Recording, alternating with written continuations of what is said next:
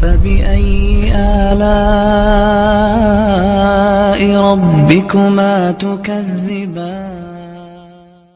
اس کا ایک ٹائم رکھا ہے, ہر چیز ایک وقت پر اچھی لگتی ہے. وقت سے پہلے آپ کوئی چیز کسی کو سکھانا شروع کر دیں تو وہ صلاحیت نہیں ہے, معاشرے میں کیا پھیلے گی؟ بے حیائی پھیلے گی. ہر چیز کا اللہ نے ایک ٹائم رکھا ہے. جس طرح سے اسکولوں میں بے حیائی پھیلائی جا رہی ہے, بچیوں کے لباس دیکھیں, صبح موسیقی, ادھر لڑکی کھڑی ہے ادھر لڑکا کھڑا ہے, اور پھر براڈ مائنڈڈ بنتے ہیں کہ کچھ نہیں ہوتا, اتنا زیادہ چھوئی ہوئی بننے کی ضرورت نہیں ہے.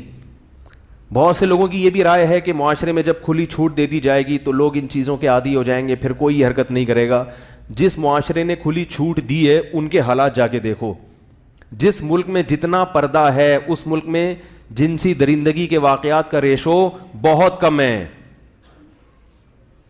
یہ بے حیائی ایسی چیز ہے کہ اس میں پڑھنے کے بعد انسان ایسا نہیں ہوتا کہ اس کا دل بھر جائے اور وہ واپس آ جائے. نہ, اس میں بریکیں فیل ہیں. چرس اور ہیروئن میں کیا کبھی ایسا ہوا کہ ایک دفعہ جی بھر کے پینے دو پھر انشاءاللہ نہیں پیے گا؟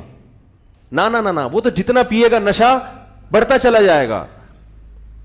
جو بے حیائی کی طرف جاتا ہے, آج وہ چھوٹے گناہ کر رہا ہے تو ایسا نہیں گناہ سے دل بھر جائے بڑے کی طرف نہ جائے.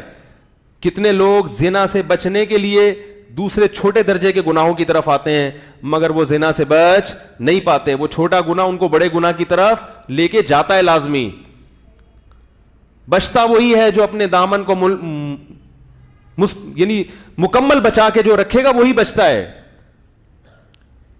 تو میں حیران ہوا, انہوں نے کہا کہ اللہ کا واسطہ آپ تھوڑا سا بتائیں, کچھ ایوان بالا کی طرف اپنی آواز پہنچائیں کہ یہ کو ایجوکیشن سسٹم کو بولو بھائی ختم کریں. یہ لڑکوں کو جنسی درندے بنا رہے ہیں یہ اسکول, اور یہ ایسی خبروں کو اسکول چھپا دیتے ہیں. چھپانی بھی چاہیے, میں یہ نہیں کہہ رہا کہ بتانی چاہیے, اس سے تو اور بے حیائی پھیلتی ہے. لیکن جتنے واقعات ہو رہے ہیں اتنے لوگوں کو پتہ نہیں چلتے. اور ہمارے ملک میں تو کم واقعات ہیں, وہاں تو بہت ہیں.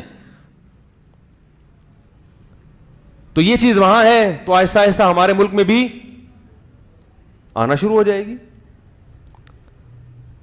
تو اس لیے جو اللہ نے قرآن مجید میں کہا نا, ہمارے لیے وہ حرف آخر ہے.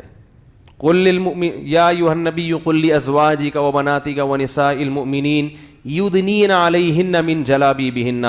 اے نبی اپنی بیویوں سے, اپنی بیٹیوں سے اور عام مسلمان عورتوں سے کہہ دیں کہ جب وہ گھر سے باہر نکلیں تو اپنی چادر, اپنا پردہ اپنے اوپر لٹکا لیا کریں. ختم ہو گئی بات. اسی کلچر کو فالو کرنا ہے تو میرے بھائی پھر پورے انگریز بن جاؤ. اس میں کیا ہے, جمعے کی نماز بولو نا نہیں ہوتی. وہ لوگ نہیں قائل جمعے ہفتہ اتوار, وہ کہتے ہیں انجوائے کرو. وہ جمعے کے قائل نہیں ہیں. عجیب سا بنا ہوا ہے مسلمان, نہ ادھر کا نہ ادھر کا. مسجد میں آئے گا ٹوپی رکھ کے, عید کے دن دیکھتے ہیں ہم لوگوں کو شلوار قمیص کے لیے عید کی نماز پڑھنے آئیں گے بڑی تمیز سے, ایسے لگے گا ان سے بڑے بزرگ دنیا میں کوئی پیدا ہوا ہی نہیں ہے. دھلے ہوئے ہوں گے, نہائے دھو کے, سرمے بھی بعض لوگ لگا لیتے ہیں, اس سر پہ وہ بڑا تیار سے نماز رو کے عید میں دعائیں مانگ رہا ہوگا. اس کے بعد فلم دیکھنے دوستوں کے ساتھ پینٹ شرٹ پہن کے, فوراً اسٹائل کیا ہو جائے گا جا رہا ہے بھائی. تو پتہ ہی نہیں چلتا یہ ہے کیا. اسلام ماڈرنزم کے خلاف نہیں ہے, یاد رکھو. یہ بہت بڑی ایک مصیبت ہمارے معاشرے میں کھڑی ہو. ہم سمجھتے ہیں کہ اگر ہم دین پر چلے تو ہم بہت زیادہ پیچھے ہو جائیں گے. بچی کو آپ اگر ایسے اسکول میں پڑھا دیں جہاں ذرا تہذیب سکھائی جاتی ہے, ذرا پردے کا ماحول ہے, تو کیا ترقی میں پیچھے, اس کا یعنی پردہ کر کے ترقی سے کیا تعلق ہے اس کا بھائی. وہ خود بھی محفوظ ہو جائے گی, اور جو لڑکے ہیں جو اس کو دیکھ کے ہوس کی نگاہوں سے دیکھتے ہیں ان کی نگاہیں بھی کیا ہو جائیں گی, محفوظ ہو جائیں گی. بس لبرل بننے کا شوق ہے. ہمارے بزرگوں نے اس بات کی بھی بہت احتیاط کی ہے کہ کسی نو عمر لڑکے کو بھی بڑی عمر کے لڑکوں سے فری ہونے کی اجازت بولو بھائی نہ دی جائے.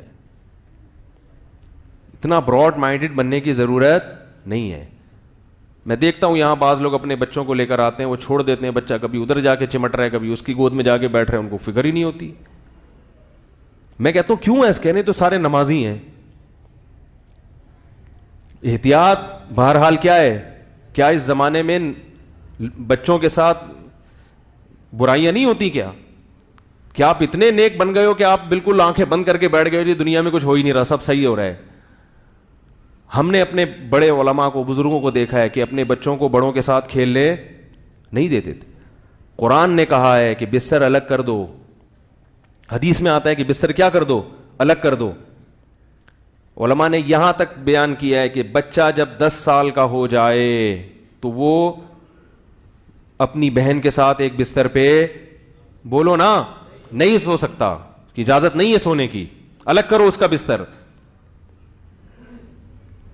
جب بہن کے ساتھ نہیں سو سکتا تو گرل فرینڈ کے ساتھ کیسے گھوم سکتا ہے بھائی؟ وہ سگی بہن کے ساتھ جب اتنا فری ہونے کی اجازت نہیں ہے, کس قدر تباہ ہو گیا ہے معاشرہ. جا کے دیکھو آپ. ایک انڈیا میں ایک صاحب نے بتایا, انڈیا کا نام آتا ہے تو وہ لوگ میرے بیان پر غلط, انڈیا سے جب میں بات کرتا ہوں تو مراد غیر مسلم ہے, مسلمانوں کی بات نہیں کر رہا میں. جب اس قسم کی کوئی بات کرتا ہوں تو مراد کیا ہوتا ہے؟ ابھی وہ انڈیا اور پاکستان کا مسئلہ چل رہا ہے نا پھڈا, تو میرے پرانے کلپ نکال کے نا لوگوں نے اپنے یوٹیوب کے ویورز بڑھانا شروع کر دی. پرانا کوئی بیان ہے میرا, اس کو اٹھا کے انڈیا پاکستان کی جنگ پہ لگا کے چلا رہے ہیں اب دبا کے. میں نے کماؤ پیسہ, تمہیں آخرت کا تو خوف ہے ہی نہیں ذرا سا بھی. تو وہ خام خامے جو ہے نا وہ پرانی چیزیں نکال کے وہ چلا رہے ہیں. وہ تو شکر ہے میرے بال تھے اس وقت. اب یہ ایک بڑا فائدہ ہو گیا بال کٹانے کا کہ بھئی وہ لوگوں کو تاریخ سمجھ میں آ جاتی ہے کہ یہ 2019 کا نہیں ہو سکتا بیان, کیونکہ اس میں کیا ہیں, بال ہیں.